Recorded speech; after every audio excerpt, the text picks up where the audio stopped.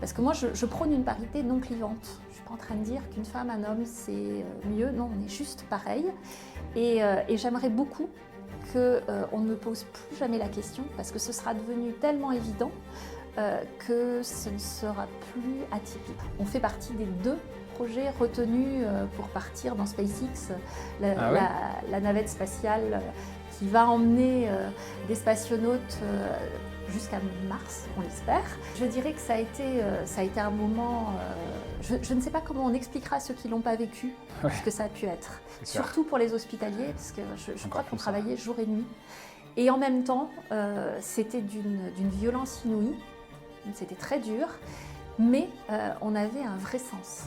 Je reprendrai la jurisprudence Pampan-Lapin dans Bambi. Non, je crois que si t'as pas un truc gentil à dire, ne le dis pas. Si c'est méchant, ça apporte rien.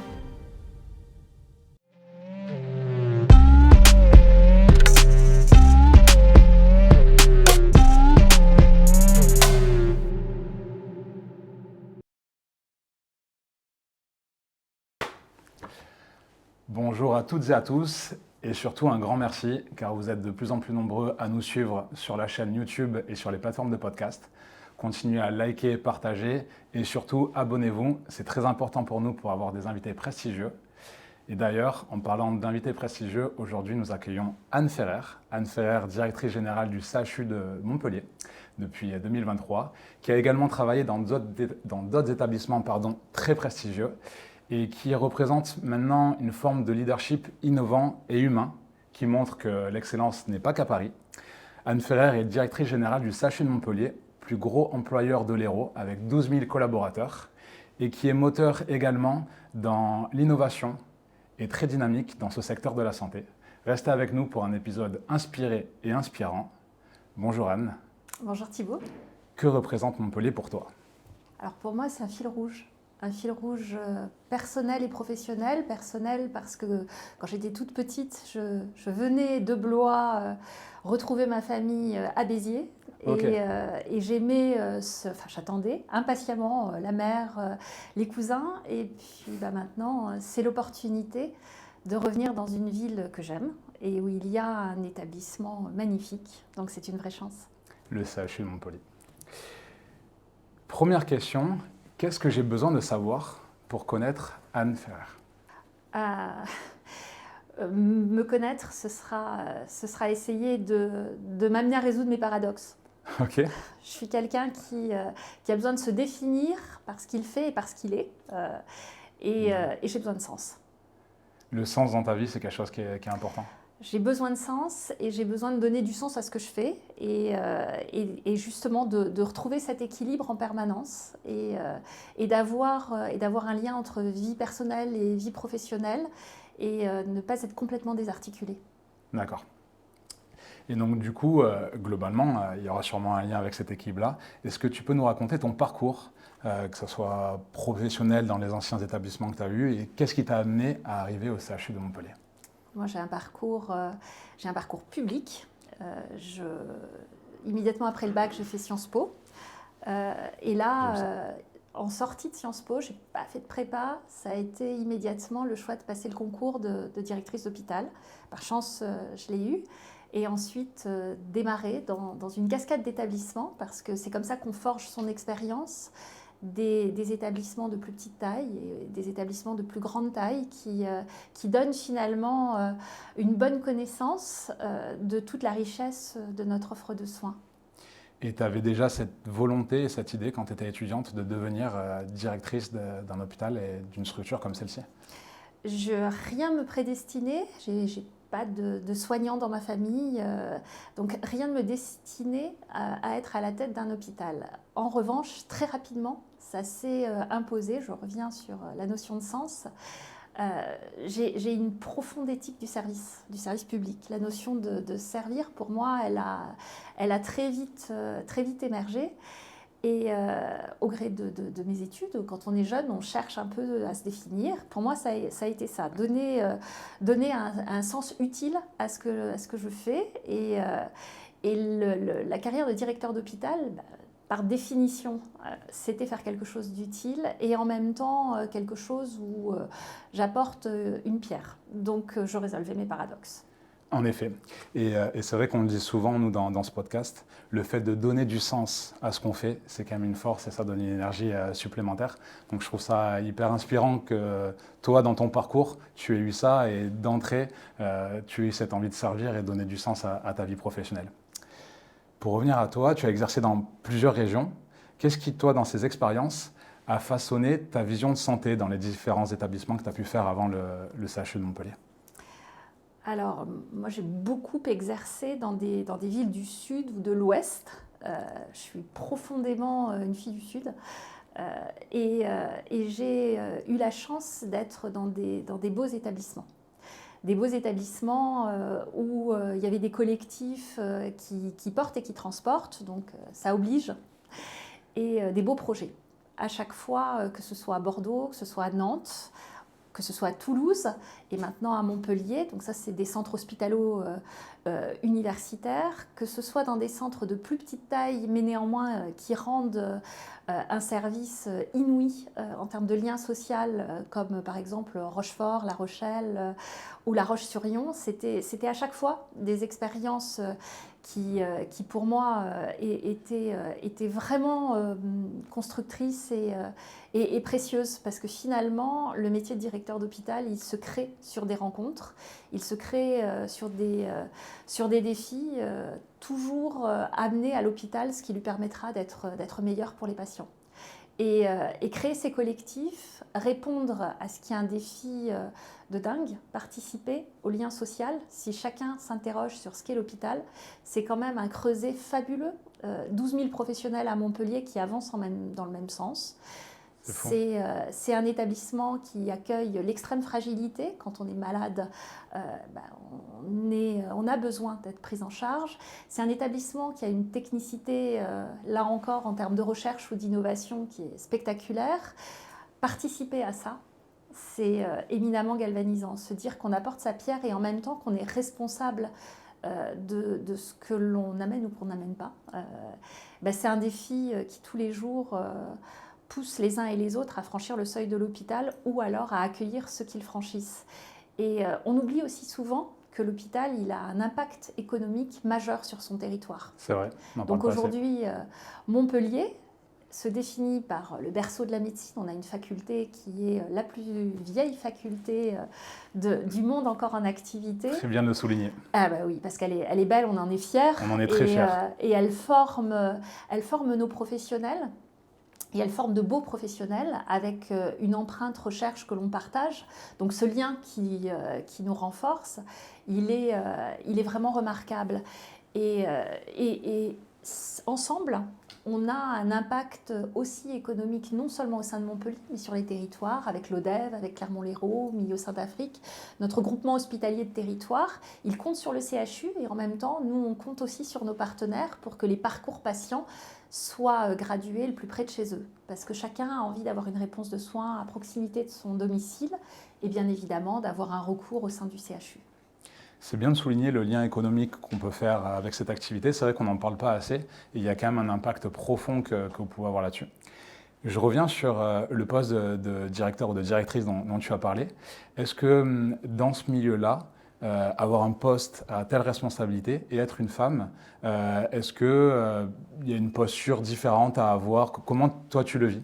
Avant de revenir à cette interview, j'aimerais te présenter le but de ce podcast. Je ne sais pas toi, mais nous, chez Ville Lumière, on a marre qu'en France, on pense que tout se passe à Paris, que seuls les Parisiens réussissent et que tout a lieu dans notre belle capitale. On en a marre des préjugés, clichés, qui empêchent certains d'avoir de grandes ambitions et qui peuvent créer des complexes d'infériorité. On en a marre de ces idioties et de dire qu'il n'y a qu'une seule manière de réussir. C'est pour ça que chez Ville Lumière, l'intention est de te montrer qu'il y a des personnes exceptionnelles qui viennent de province, des hommes et des femmes avec des parcours incroyables qui viennent de chez toi. Et pour cette première année, nous avons décidé d'aller dans la magnifique ville du Sud, Montpellier. Une ville dynamique, jeune, très sportive, mais surtout avec de nombreuses personnalités très inspirantes. Montpellier mérite d'être mise en lumière. L'idée est que tu t'assoies avec nous pour kiffer ce moment et comprendre ces personnalités, leur vie, leur fonctionnement, leur réussite et leurs échecs. La volonté, c'est d'apporter un max de valeur, mais surtout, faire passer le message que tout est possible. Qui que tu sois, où que tu sois. Avec ces épisodes, tu vas retrouver un format long, brut, du genre que tu peux écouter à la salle de sport, en voyage ou quand tu as besoin d'un boost d'inspiration. Si c'est le genre de contenu qui te fait kiffer, je t'invite à t'abonner et à cliquer sur la petite cloche. Cela compte énormément pour nous. Cela nous permet d'avoir des invités incroyables, mais souvent très durs d'accès. En tout cas, si tu t'abonnes, je t'en suis très reconnaissant. Et on va t'envoyer du contenu de fou avec beaucoup de force.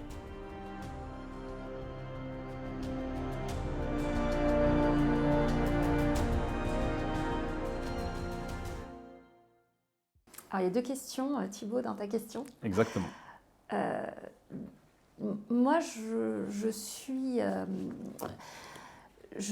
toujours vraiment surprise d'avoir à expliquer pourquoi le CHU de Montpellier est l'établissement aujourd'hui le plus gros en France dirigé par une femme. J'adorerais ne pas avoir à répondre à cette question-là et j'aimerais beaucoup que dans d'autres établissements de grande taille, on ait aussi des femmes nommées. Moi, je remercie le président du conseil de surveillance qui a fait ce pari. Je remercie aussi le président de la commission médicale d'établissement, le chef des médecins, d'avoir à un moment donné eu confiance en se disant soyons modernes et considérons qu'on bascule et qu'une femme prend la tête du CHU et ce sera une nouvelle aventure comme ça aurait pu être une nouvelle aventure avec un homme. Donc il a fallu franchir ce plafond de verre. Moi j'étais prête. Et il y a eu des mains qui se sont tendues. J'évoquais la doyenne, qui elle aussi a franchi ce plafond de verre. Je crois que c'est des jolis signaux. Parce que moi, je prône une parité non clivante. Je ne suis pas en train de dire qu'une femme, un homme, c'est mieux. Non, on est juste pareil. Et j'aimerais beaucoup qu'on ne me pose plus jamais la question, parce que ce sera devenu tellement évident que ce ne sera plus atypique. Et le deuxième élément de ta question, c'est y a-t-il un management féminin?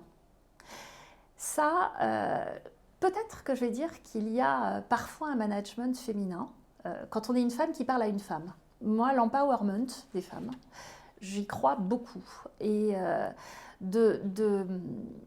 c'est l'expérience qui m'a amenée à considérer que souvent, quand on propose un poste à une femme, elle va répondre « Mais tu sais Anne, j'ai pas fini ce que tu m'as donné ». Systématiquement. Ou alors, je n'ai pas complètement terminé de faire ceci, cela, un peu comme s'il fallait être super bon élève, que tout soit parfait. Ce qui est moins fréquent avec les collègues masculins qui sont tout aussi talentueux, mais qui vont se sentir peut-être spontanément plus légitimes à avoir un nouveau dossier un peu voyant ou un nouveau défi qui sera en mesure d'absorber. Et moi, je ne cesse de légitimer les femmes qui sont autour de moi, les femmes médecins notamment, en leur disant « Faites les choses à votre façon, animez vos collectifs comme vous avez envie, puisque vous êtes légitime et ce que vous faites, vous le faites bien. » Et moi, j'observe que là, en ce moment, on a un défi qu'on est en train de réussir, celui d'ouvrir le site unique de biologie qui agrège tous les laboratoires du CHU dans une unité de lieu. C'est un bâtiment amiral, vraiment un vaisseau de la biologie publique. C'est une femme qui est en train de réussir ce pari, de mettre en réseau tous nos chefs de service, nos experts qui apprennent à vivre ensemble. Génial. Et elle le fait à sa façon toujours positive, en s'appuyant sur l'expertise des uns et des autres. Et moi, je regarde un petit peu à la fois extérieur et bientôt à l'intérieur. Elle m'accueille pour visiter le bâtiment une fois qu'il aura abrité l'ensemble de nos équipes. Et je me dis qu'arriver à fédérer des collectifs dans un balai gigantesque, parce que tout au CHU est très très grand, oui. Eh bien, il y a un management féminin qui peut s'exprimer, comme parfois on voit aussi des hommes remarquables dans leur capacité à induire une dynamique d'équipe. Donc souvent, je légitime les deux en disant vous êtes aussi inspirants les uns que les autres. Ok, génial. C'est hyper intéressant et pertinent d'avoir le retour de quelqu'un qui est à la tête d'une structure aussi grosse et qui peut arriver à distinguer une différence de comportement qu'on pourrait avoir dans le leadership, dans le management avec les femmes et les hommes. Et je pense que ça va parler à beaucoup. Moi, ça me parle ce que tu dis. J'ai eu à manager des hommes et des femmes et c'est vrai que... Et alors tu fais le même constat? Je fais le même constat, ouais, en effet. comme toi sur le fait qu'en effet, il peut avoir des gens tout aussi compétents que ce soit en termes de genre homme ou femme, mais qu'il y a une approche qui peut être différente pour arriver à chercher vraiment tout le potentiel de la personne. Et je te rejoins sur ça. Et si on va au-delà, on croit au CHU de Montpellier beaucoup au design. Le design, c'est cette capacité ouais. à amener les professionnels à se projeter vraiment in situ quand on réorganise un service ou qu'on réfléchit à un process pour que les patients aient vraiment un parcours le plus fluide possible. On les amène à entrer les uns les autres de manière hyper pluriprofessionnelle, concrètement avec nos designers pour se dire je teste un peu, j'ai le droit à l'erreur. Et là encore, on observe qu'on réussit toujours beaucoup mieux quand on a parié sur cette espèce de subsidiarité que celui qui vit sera plus pertinent à proposer des choses. Et à chaque fois que je vais visiter derrière le projet qui aura été rendu possible par une mise en œuvre un petit peu dynamique ou du moins dynamisée par le design, souvent je vois des professionnels qui sont contents du résultat parce que ça leur appartient. Et on se dit, hommes, femmes, peu importe les profils qui sont là, tout le monde a mis sa pierre à l'édifice et in fine se reconnaît dans ce que l'on a mis en place. Très bien. Et là, on parle d'hommes-femmes, mais moi, ce qui me marque, c'est le fait d'être à la tête d'une structure qui fait 12 000 collaborateurs. Comment on arrive à avoir un management et un leadership avec une vision pour ces 12 000 personnes. Enfin, c'est quand même quelque chose d'assez énorme et d'assez impressionnant d'un point de vue extérieur. Il y a plein de défis à l'hôpital, mais en termes managériels, 12 000 professionnels, c'est vraiment énorme. On est bien d'accord? J'imagine. Alors, je dirais que tous les jours se créent les bonnes idées, mais en tout cas, j'ai une conviction, c'est qu'on peut incarner un cap lisible, et on doit incarner un cap lisible. Quelle est notre boussole? Quels sont en quelques mots les défis de l'hôpital qu'on doit collectivement relever? Comment est-ce qu'ensemble on poursuit une cible? Quelles sont nos valeurs? Quand je suis arrivée, on a défini notre projet d'établissement, on a commencé par définir nos valeurs. C'est quoi les valeurs qui nous unissent? Ça, je dirais, c'est vraiment le grand creuset où chacun doit avoir une vision partagée pour que ça avance. Et après, il faut réussir à ce qu'il y ait ce à quoi chacun aspire, c'est à un moment donné la reconnaissance de ce qu'il est et de ce qu'il fait. Et c'est juste impossible que on puisse reconnaître quand on est DG de CHU chacun. Donc la seule manière de procéder, c'est de s'appuyer sur l'encadrement. S'appuyer sur les chefs de pôle, les chefs de service, les responsables d'équipe pour le corps médical. S'appuyer sur les cadres de santé qui, in fine, dans leur équipe, vont pouvoir porter et vont pouvoir expliquer. Et rien que ça, c'est un défi. Parce que ça suppose un management par la confiance où vous réussissez à faire ruisseler les grandes options, à faire remonter du terrain de façon assez concrète les attentes et aussi équilibrer en permanence entre les services qui ne se connaissent pas forcément, parce que l'hôpital, c'est 120 métiers. Et oui, c'est ça. Et ces 12 000 professionnels, bien sûr qu'on focalise toujours sur le cœur de notre mission, les soignants. Et c'est ce qui apparaît le plus directement, parce qu'au lit du malade, on a une infirmière, au lit du malade, ou alors à côté d'un équipement d'imagerie ou au sein d'un laboratoire, on a des professionnels de soins. Mais on a aussi l'ensemble des professionnels qui, à leur façon, sont des hospitaliers qui indirectement participent à la prise en charge de qualité du patient. Et il faut pouvoir parler à tous ces professionnels. Alors là, on attendait le 1er janvier pour ouvrir l'appli du CHU. Et nos 12 000 professionnels peuvent se connecter sur l'appli du CHU. Alors quand je dis ça, tout le monde me dit « on va regarder ». Vous ne pourrez pas, tu ne pourras pas. Parce que c'est vraiment pour nos professionnels que les 12 000 agents du CHU, s'ils le souhaitent, parce qu'une nouvelle fois, chacun est libre de le faire ou pas, moi j'espère vraiment qu'ils vont tous se connecter, on met tous les mois les 5 informations importantes, celles qui donnent une vision des choses clés de l'institution. C'est court, ça oblige de faire quelques lignes. Il y a une photo, il y a un titre, on a envie d'aller plus loin, on clique. C'est génial. Et les informations qui sont positives. Et en fait, on a fait un petit groupe pour se dire comment est-ce qu'on va diffuser ces informations. Génial, très inspirant. Il y a de nombreux entrepreneurs et managers qui nous écoutent, donc c'est des conseils qui me parlent. Et j'ai adoré la partie sur les valeurs. En effet, je trouve ça super d'avoir travaillé sur ça, sur la délégation. Et ce qui me marque aussi, c'est quand tu dis sur l'application donner des informations positives. Pour toi, c'est important, quand on est à la tête d'une structure, d'amener le positif. Et de se focaliser aussi sur ce qui marche et des fois parler un peu moins de ce qui ne marche pas. Je veux dire en termes de communication, ça ne veut pas dire qu'on va pas s'en occuper, mais de garder ce cap positif. Moi, quand je suis arrivée à Montpellier, j'avais quelques amis sur LinkedIn, vraiment pas beaucoup. Et puis j'ai commencé à parler de tout ce que je voyais au quotidien qui est formidable dans mon hôpital. Ça peut être un professionnel qui, à un moment donné, fait quelque chose de rare quand on monte un sommet, qu'on est une professionnelle de santé toute seule à franchir les étapes.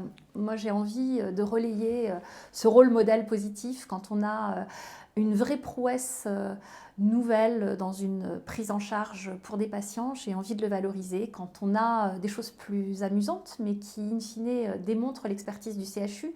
On fait partie des 2 projets retenus pour partir dans SpaceX, la navette spatiale qui va emmener des spationautes jusqu'à Mars, on l'espère. Eh bien, on a une technologie qui a été proposée par un de nos praticiens qui a été retenue. À chaque fois, c'est des choses que j'aime mettre en lumière. Parce que mon rôle, c'est justement au quotidien de donner la fierté qui est la leur aux professionnels en mettant en exergue ce qu'ils font. Alors ça peut être simplement le soin du quotidien. Comment est-ce qu'un service tourne jour, nuit, 365 jours sans jamais s'arrêter? Et ça, je crois que c'est la vraie noblesse de l'hôpital, ne jamais s'arrêter. On est toujours là pour les patients. Quand on trouve, quand on innove, quand notre IHU est retenu, quand derrière on dépose des brevets, je crois que c'est une fierté collective et sociétale. Quand on forme, quand on voit ces promotions, moi j'aime beaucoup aller au moment où les jeunes à l'école d'IFSI prennent la parole, ils s'engagent, ils font une battle entre eux, où ils prennent la parole en expliquant leur motivation pour devenir professionnels de santé. Ils sont bluffants. Ils sont vraiment bluffants. Donc je ne hiérarchise pas les informations que je mets sur mon fil, mais elles sont toujours positives parce que je pars du principe que mon rôle c'est de régler les problèmes avec tous ceux qui sont là pour y contribuer. A contrario, la vraie mission qui est la mienne, c'est de montrer combien l'hôpital est formidable. Et il est formidable. Il y a le savoir-faire et le faire savoir, en fait. Le faire savoir et arrêter l'hôpital bashing. Oui. Parce que moi, ce que je vois au quotidien, et d'ailleurs ce que vivent les patients, parce que je reçois les courriers des patients, et je lis et je traite avec autant d'attention les messages compliqués, et il y en a, parce qu'il y a des moments où on pourrait faire mieux, et c'est important que je le lise et qu'on regarde comment progresser. Il y a aussi tous les messages qui parfois sont extrêmement touchants, de remerciements, qui ciblent des professionnels ou qui veulent mettre en exergue des équipes. Et tout ça, c'est la vie d'un hôpital. Et moi, en tout cas, je préfère me focaliser sur ces éléments positifs qui nous caractérisent tellement mieux. Parce que c'est vrai que actuellement, là, en termes d'informations qu'on reçoit sur comment ça se passe dans les hôpitaux, dans les urgences en France, sur les réseaux sociaux, on voit souvent qu'il peut y avoir des critiques émises à cet égard. Comment tu le vis, toi? Comment tu réagis à cet hôpital bashing qu'on peut avoir même dans les médias ou sur les réseaux? Alors, par chance, l'hôpital de Montpellier, il a bonne presse. C'est vrai, je tiens à souligner. Il a bonne presse. Très bonne presse. Et c'est pas anodin. Je le redis, c'est un hôpital qui fait le job. C'est un hôpital qui toutes ses missions sont assumées avec brio. Et je pense qu'à un moment donné, quand le point nous délivre la 4e place, c'est aussi une manière de montrer que nous sommes un hôpital qui est aimé des patients qui lui font confiance. C'est un hôpital qui a la confiance de nos partenaires pour des programmes de recherche qui sont des programmes de recherche pour la médecine de demain, beaucoup plus personnalisés, très technologiques, et en même temps on a la capacité de mener à bien l'ensemble de nos programmes. Quand on forme des professionnels, quand on voit des majors de l'internat qui viennent à Montpellier, là encore, avec notre faculté, nos facultés, puisque nos 3 facultés sont brillantes, on coche toutes les cases d'un hôpital qui traverse le temps en se développant. Donc, l'hôpital bashing, avec un grand H, déjà, moi, j'y crois pas trop, parce que il y a un côté paradoxal entre quelle est la fonction publique à laquelle vous êtes le plus attaché. Chacun vous répond l'hôpital. Donc les patients plébiscitent l'hôpital public. Ils aiment leur hôpital. Alors je dirais qu'ils ont beaucoup d'attentes, et tant mieux, c'est ce qui nous fait bouger et ce qui nous fait toujours avoir envie de progresser. Mais de grâce, reconnaissons, et moi je le fais vraiment au quotidien, reconnaissons cet engagement qui perdure à l'hôpital et qui fait qu'on a jour et nuit des professionnels aux côtés des patients qui sont là, présents, efficaces, et qui, jour après jour, prennent toujours plus de patients parce que nous développons notre activité. En 2020, il y a eu le Covid. Quels sont selon toi les principaux défis post-Covid auxquels le système de santé doit faire face aujourd'hui? Ça a quand même été un bouleversement global. Comment tu vois cette évolution par rapport à ce qui s'est passé en 2020 et 2021? Alors, moi, j'ai vécu le Covid à Toulouse. D'accord, tu travaillais à Toulouse à ce moment-là? Ouais. Okay. Je dirais que ça a été un moment... je ne sais pas comment on expliquera à ceux qui ne l'ont pas vécu ce que ça a pu être. Surtout pour les hospitaliers, parce que je crois qu'on travaillait jour et nuit. Et en même temps, c'était d'une violence inouïe. C'était très dur, mais on avait un vrai sens. Alors, on en revient toujours sur cette notion de sens. Ouais. On était tous alignés. Et là, il n'y avait pas d'hôpital bashing.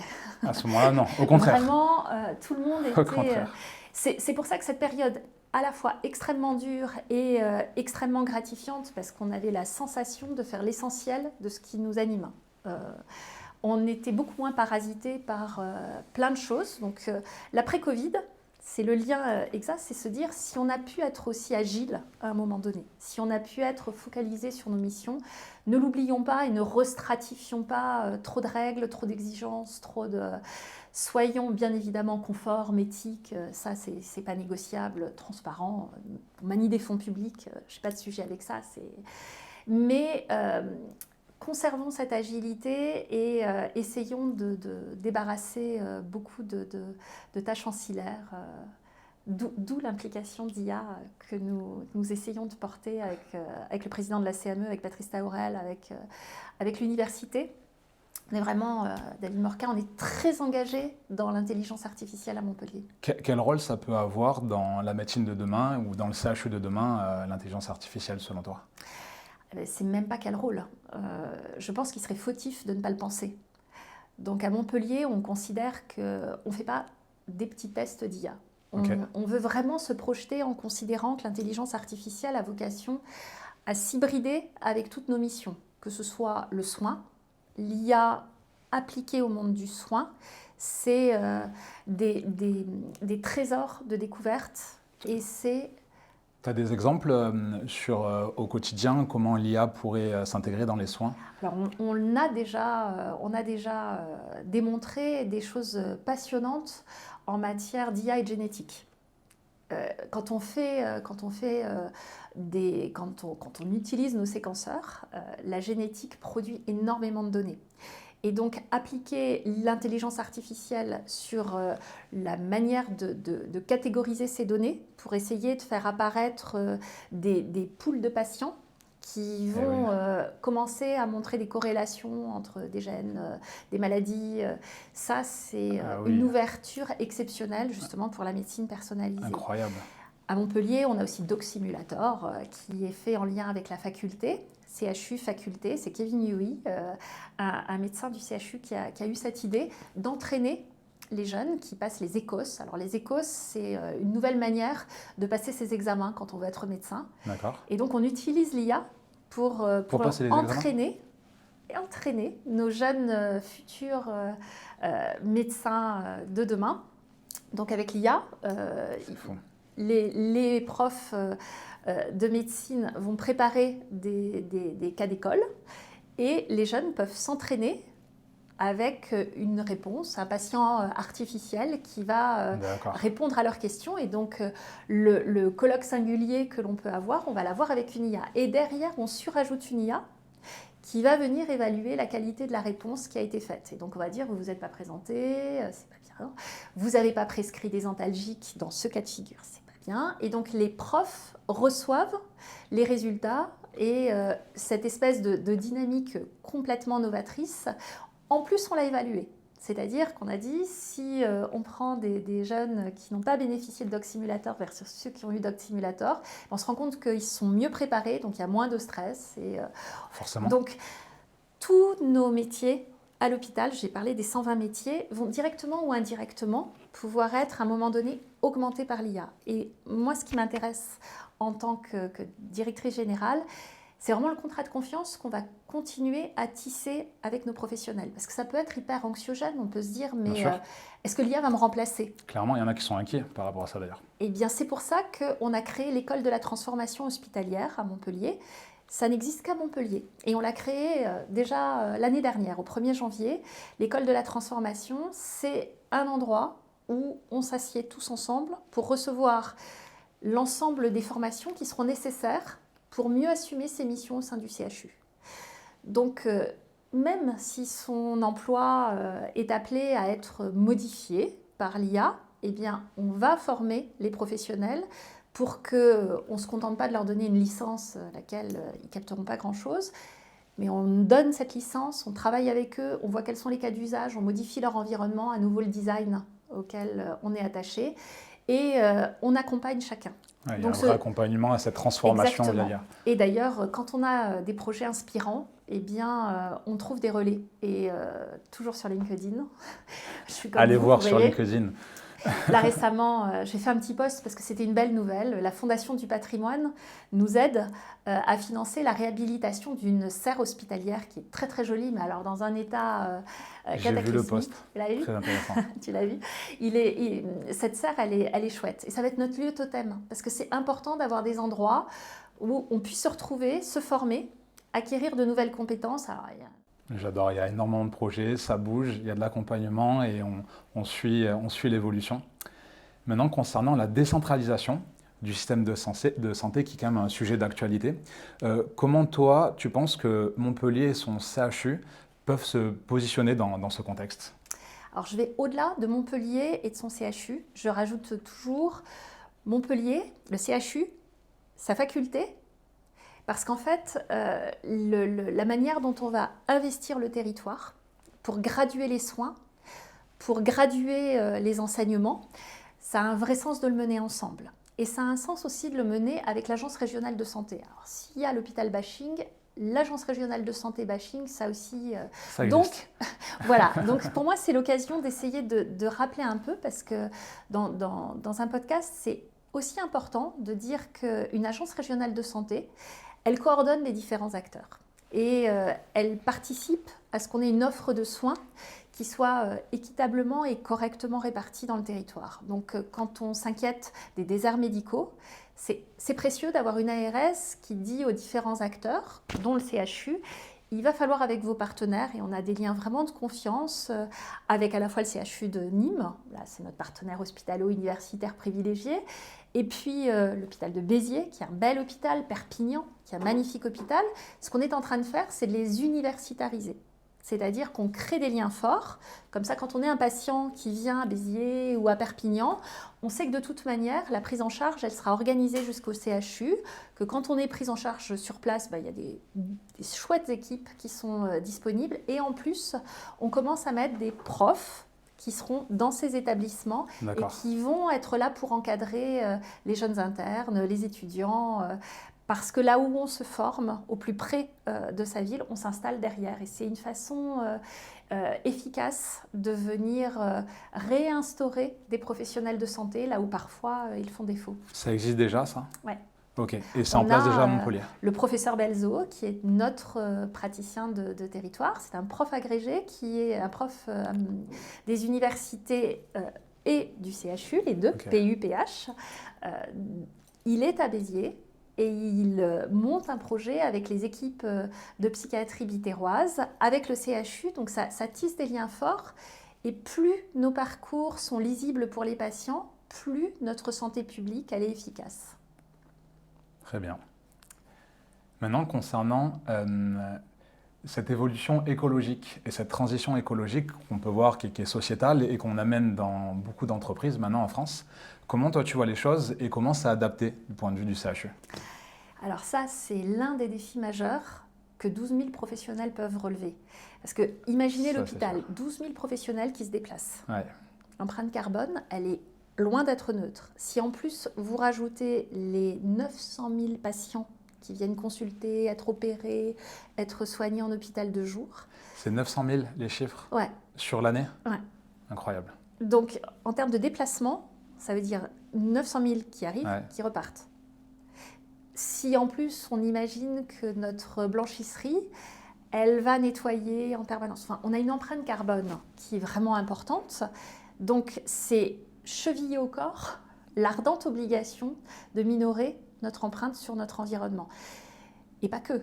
Quand on soigne, il nous faut énormément de livraisons, de matériel, de médicaments. On sait que ça représente en France à peu près 8%. Ce sont les livraisons de médicaments qui arrivent de l'autre bout de la planète parfois. Donc il y a toute une dynamique en ce moment qui est portée de développement local des industries pharmaceutiques pour justement éviter d'avoir ces flux. Quoi que l'on fasse, même si on réfléchit en termes de nourriture, comment est-ce qu'on fait des circuits courts? Comment est-ce qu'on privilégie l'emploi local? Moi, je crois beaucoup. On travaille avec la CCI pour que nos agriculteurs puissent vendre sur les plateaux du CHU leurs fruits. Alors ça aussi, c'est un défi. Et puis, c'est là où il faut être un peu innovant. Parce que le CHU qui passe des commandes, des marchés publics, c'est pour tous ces professionnels au self, plus c'est pour tous ces patients qui sont là. Ça fait du monde. Donc, dès que vous prenez un sujet du CHU de Montpellier, c'est forcément un sujet XXL. Ça va, tu arrives à dormir et tu arrives à débrancher des fois avec le travail, parce que c'est quand même des responsabilités et des questions. Pas assez. Pas assez. Clairement. Là, c'est ma faiblesse. Et en même temps, moi, ce que je fais, c'est passionnant. Je me lève tous les matins en me disant que j'aurai une journée qui ne représentera pas celle que j'ai vécue la veille et encore moins celle que je revivrai le lendemain. Après, alors, on parlait de management tout à l'heure. Je pars du principe qu'à partir de 19h, je n'envoie plus un mail à qui que ce soit. Donc, je bloque. Le week-end, je n'envoie pas un mail à qui que ce soit. Bon, je trouvais que c'était hyper efficace comme mode de management. Je préserve mes équipes, j'étais très fière de moi. Bon, après, les collègues me disent « Mais tu te rends pas compte, le lundi, quand on reçoit d'un seul coup tous les mails que tu as libérés du week-end, c'est infernal. » Donc, quoi qu'on fasse, de toute manière, c'est toujours un défi managérial. Mais tous les ans, je me dis en résolution de bonne année, je vais peut-être essayer de faire un peu moins, mais c'est pas possible. Parce que tu parlais d'équilibre qui fait partie un peu de ta vision des choses. Ça arrive à trouver cet équilibre vie perso, vie professionnelle et qui est difficile à trouver quand on a des postes à responsabilité ou qu'on est entrepreneur ou qu'on est manager. Il y a beaucoup de personnes qui ont cette problématique-là et des fois, c'est un peu faites ce que je dis et pas ce que je fais. C'est vrai. Quelle est la place de Montpellier dans le secteur de la santé en France? Comment est vu Montpellier, comment est vu son CHU en France selon toi ou selon tes expériences passées?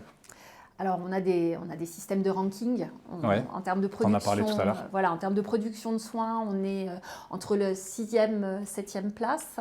En termes de recherche clinique, on est 5e, 6e place.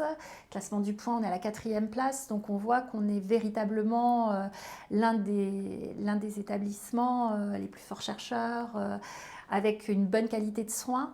La Haute Autorité de Santé, qui va revenir bientôt nous évaluer, mais nous classe comme un établissement qui donne des soins de qualité. On est plutôt bon dans tous les classements. Alors, quand on est bon, il faut le rester.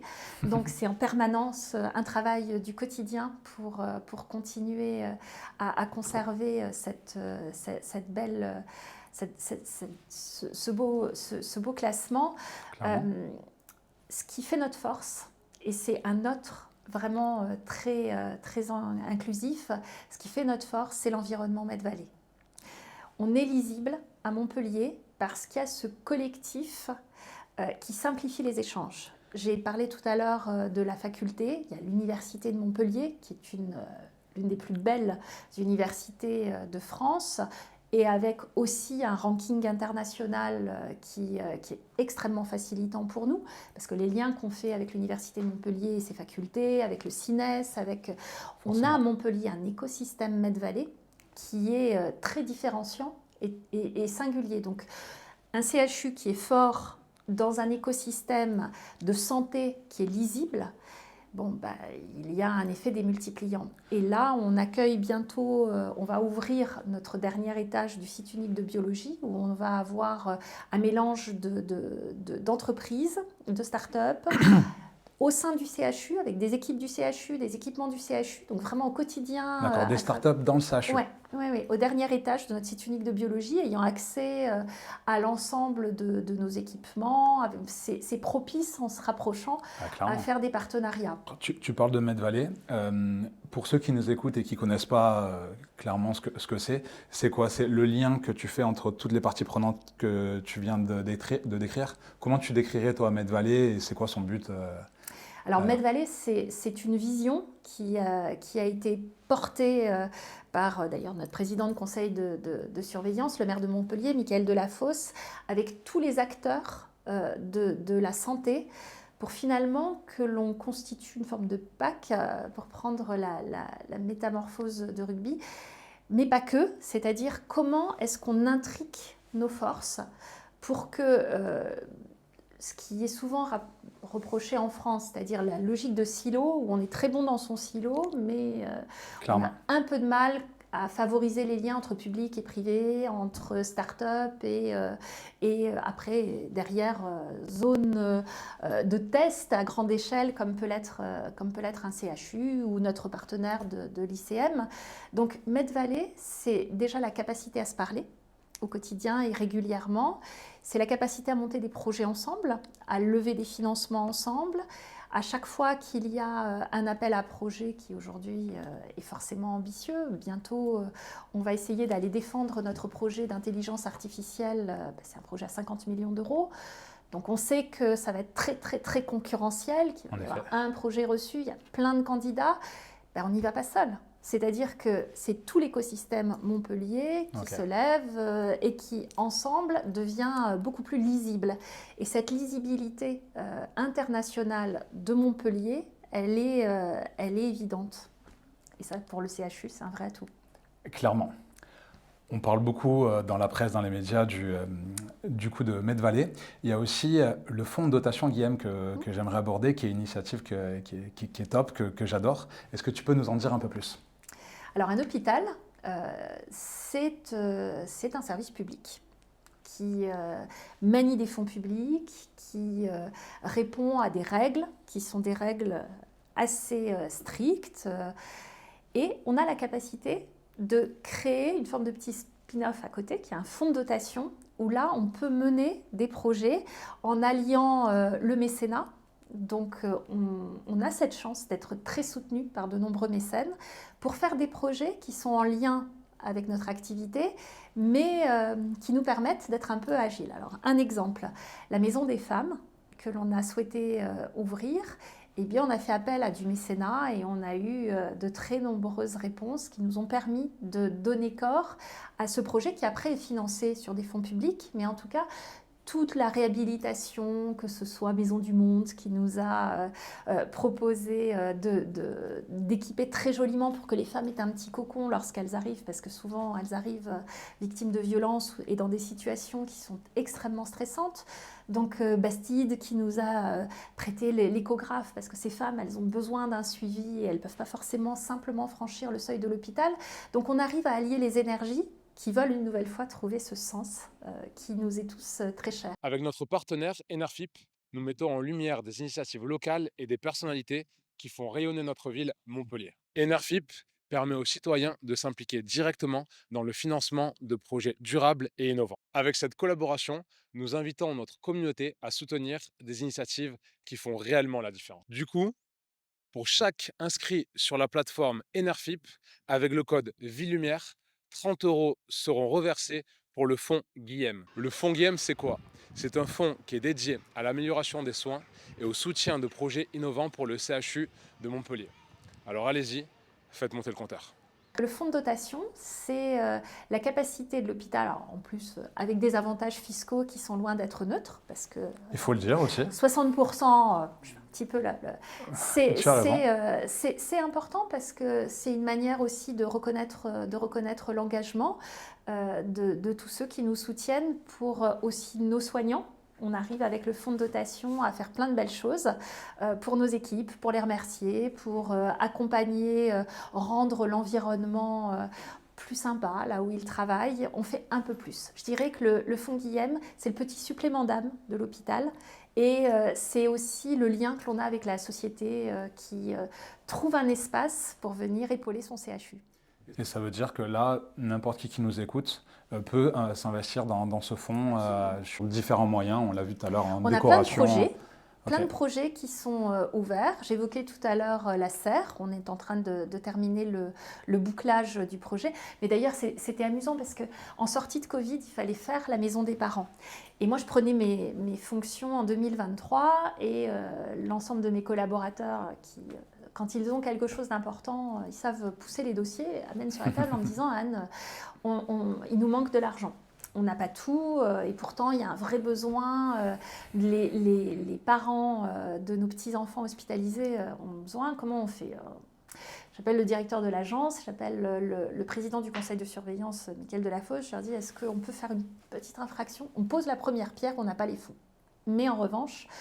on va dire que dans un an... C'est ambitieux. Ouais, que dans un an, il faut qu'on ait les fonds. Donc à l'époque, je crois qu'on devait avoir quelque chose, c'était pas neutre, comme ça 100 000 €.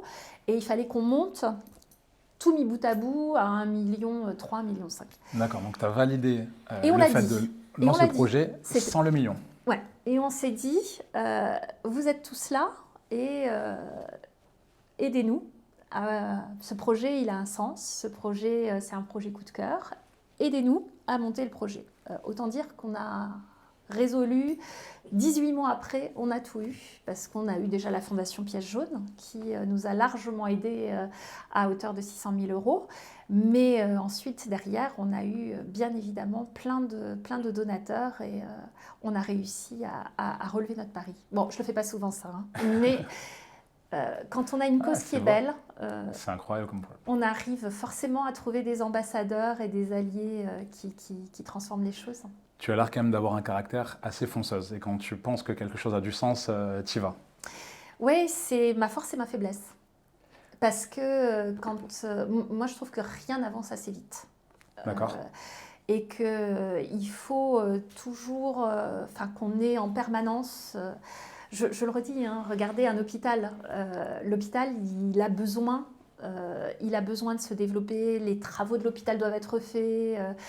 L'accompagnement des équipes, c'est pas demain, c'est maintenant. Donc, je dis que c'est une force et une faiblesse parce que parfois, c'est vécu comme on n'a pas le temps. On n'a pas le temps de se préparer, on n'a pas le temps... je pousse peut-être un peu fort. Ça, c'est quelque chose qui... j'essaye d'y veiller, mais en même temps... Quand tu dis que tu pousses un peu fort, c'est au niveau des équipes, au niveau de... Mais en fait, la pédagogie de la décision est jamais suffisamment importante, surtout dans un collectif de 12 000 professionnels. Ouais, donc, on peut avoir raison. Si on ne prête pas suffisamment d'attention à l'expliquer, à le partager, ça peut être vécu, je ne dirais pas comme de la résistance au changement de base, mais il peut y avoir une petite peur que l'on peut désamorcer en expliquant davantage, en s'appuyant. On a des partenaires sociaux qui sont constructifs au CHU de Montpellier, donc prendre le temps avec eux de construire quelque chose qui va permettre d'expliquer mieux encore ce que l'on fait et comment on se transforme, parce que là, le CHU se transforme prodigieusement rien que dans ses murs.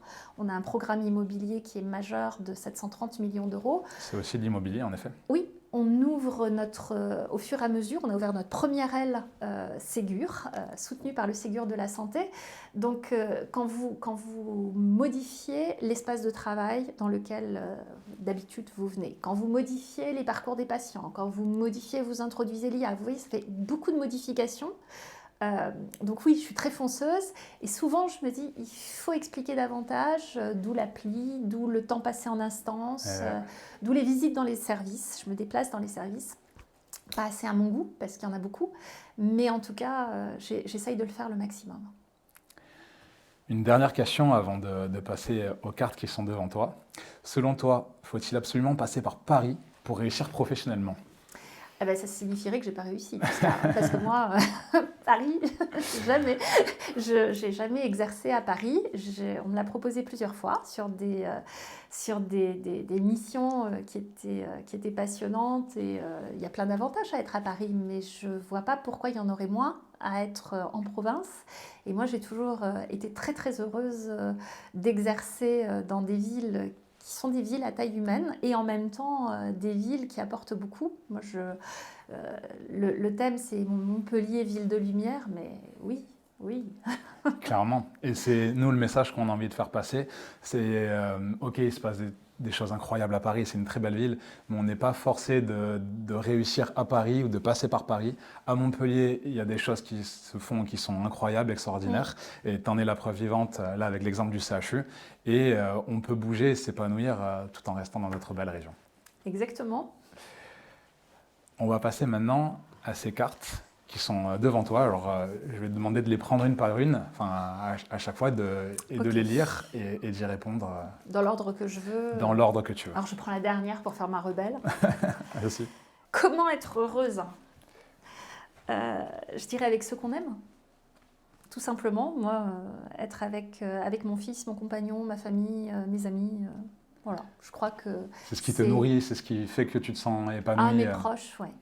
Oui, clairement. Tu as besoin de sentir ces proches près de toi pour te ressourcer dans ton quotidien. Je pense que le bonheur, chacun le crée. Et pour moi, être heureux, c'est pas sans eux, en tout cas. C'est une certitude. Un moment où tu as été la plus émue, je dirais le jour où j'ai été appelée par mon premier patron, Raymond Lemoine, qui m'avait proposé de le rejoindre pour être à Toulouse directrice générale adjointe. Pour moi, c'était passer à autre chose. Tu faisais quel poste à ce moment-là ? À l'époque, j'étais directeur des finances à Bordeaux. Oui, d'accord. Et là, je sentais qu'il se passait quelque chose. Donc, le faire avec lui et puis changer, c'était un moment d'émotion parce que on se demande toujours si on va être en mesure d'apporter ce qu'on attend de vous. Moi, j'espère vraiment que cette capacité à toujours m'interroger sur la capacité qui est la mienne à être un artisan qui apporte quelque chose, qui va apporter sa pierre à un édifice qui par définition, va me dépasser. Parce que, je le redis, l'hôpital, c'est quelque chose qui dépasse chacun et en même temps, tout le monde le construit. Donc, tant que j'aurai cette sensation que je bâtis et qu'il y a quelque chose à la clé de positif et de fort, je crois que ça ira. Et ça, ce jour-là, pour moi, c'était la transcription d'une nouvelle étape. Et donc, j'étais très, très émue. Et ce coup de téléphone a été réalisé par quelqu'un d'important pour toi ? Ouais. Ok. Quelqu'un qui a compté dans ta construction professionnelle, du coup, exactement, et qui t'a amené... et qui compte toujours. C'est l'actuel directeur des Hospices civils de Lyon. C'est quelqu'un de remarquable. Et donc, cette reconnaissance, cette confiance, moi, ça m'avait beaucoup émue parce que je ne m'y attendais pas. Mais je reviens sur ce que je disais tout à l'heure. Il faut arrêter de se dire qu'on n'est pas légitime. Et donc, ce jour-là, quand il m'a demandé « Veux-tu venir ?», j'ai répondu oui. Je suis légitime. Mais j'étais très émue. J'imagine. Qu'est-ce que tu fais mieux que 95% des gens ? Eh bien, pas la cuisine, ça c'est une certitude. Ah oui, ça ne te réussit pas la cuisine?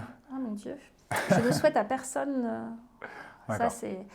Ce que je fais mieux que 95% des gens, je vais dire un truc drôle, acheter des chaussures. J'en ai 200 paires. Ah oui. En 200 paires, c'est une image. Non. C'est pas une image. Non. Donc voilà, je pense que 95% des gens n'ayant pas 200 paires de chaussures, je fais ça mieux que tout le monde. Tu arrives à bien trouver la bonne paire de chaussures pour la bonne saison, pour le bon moment. C'est ça, c'est mon petit truc déviant. Ça marche. Je te remercie. C'était la dernière carte. On va passer à un dernier jeu.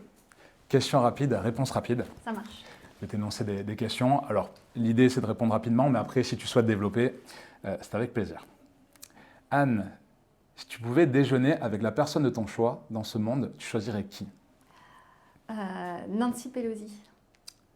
Alors, est-ce que tu peux me rappeler qui c'est et m'expliquer pourquoi? C'est une femme politique américaine. D'accord. Qui a 80, c'est pas élégant de dire son âge pour une femme, mais qui a plus de 80 ans Okay. et qui a été en situation de responsabilité politique dans un pays non exempt de complexité. C'est une femme remarquable et j'adorerais parler avec elle parce que je pense qu'à l'écouter, ça doit être fabuleux. Par rapport à son expérience de vécu, la légitimité qu'elle Ouais. a dû, elle, trouver pour C'est une femme diriger. politique et donc aujourd'hui, ça me plairait beaucoup. D'accord. C'est quoi le plus bel accomplissement de ta vie? Mon fils Louis. Il a 20 ans et sans hésiter. Qui vit à Bruxelles maintenant. Qui vit à Bruxelles. Qu'est-ce qui t'énerve chez les autres? La jalousie et la procrastination, les deux. La procrastination, c'est bien agaçant. Quand on a un truc à faire, on le fait, on passe à autre chose. Tourner, ça m'agace. Ça ne fait pas partie de ton quotidien. Non. Et la jalousie, est-ce que dans ce secteur de la santé, tu sens qu'il peut être présent parfois? Je dirais que c'est vraiment quelque chose que je ne comprends pas. C'est pas, moi, je suis assez admirative quand il y a quelque chose de chouette chez quelqu'un, quand quelqu'un réussit ou qu'une collectivité, un collectif réussit. Moi, je trouve que ça porte. J'aime bien me tourner vers ce qui est positif. La jalousie, c'est tellement aspirant. Et quand je l'observe autour de moi, voilà, ça m'agace. C'est très inspirant ce que tu dis. Ça me plaît beaucoup de percevoir ça et d'essayer de le mettre en place dans le quotidien. C'est quoi les mauvais conseils que tu penses on donne trop souvent? Tout ce qui est d'ordre esthétique et tout ce qui est un peu subjectif. Je crois qu'il faut laisser à chacun sa part d'originalité et tout ce qui n'est pas objectif n'apporte pas grand-chose. Donc, et puis, ce qui est inutilement critique. Voilà. Quand tu dis inutilement critique, c'est-à-dire qu'il n'y a pas d'intérêt à émettre la critique? Voilà. Ok, intéressant. Et quand tu parles d'esthétique, c'est du style tu devrais t'habiller comme ça ou tu devrais te coiffer comme ça? Non, là on... Par exemple, ça va être, mais quelle idée de mettre des chaussures avec des cœurs roses. roses dessus. Et alors Cultiver sa différence. C'est ça. Ça rend l'univers plus sympa. Ouais, ça c'est vrai. C'est quoi ta plus grande peur? À perdre les miens. Et tristement, c'est une peur qui est autoréalisatrice. D'accord. Est-ce que toute vérité est bonne à dire? Eh bien, je reprendrai la jurisprudence Pampan-Lapin dans Bambi. Non, je crois que si tu n'as pas un truc gentil à dire, ne le dis pas. Si c'est méchant, ça apporte rien. Alors, dans le milieu professionnel, il y a des choses à dire, mais il faut toujours essayer, autant que faire se peut, de l'entourer.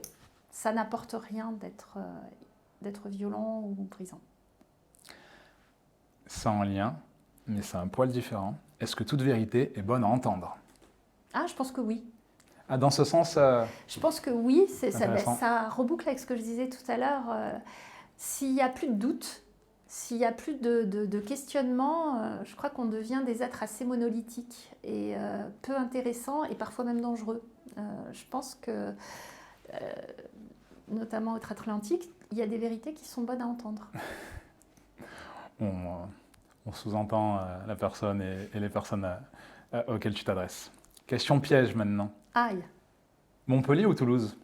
Alors, c'est pas piège du tout. Hein. Montpellier, sans Ah ouais? hésiter l'ombre d'une seconde. C'est vrai? Ouais, à tout D'accord. point de vue. Donc vraiment important pour toi à Montpellier et tu prends du plaisir à être ici, à vivre ici et travailler ici. C'est ça. C'est quoi ton plus grand rêve maintenant?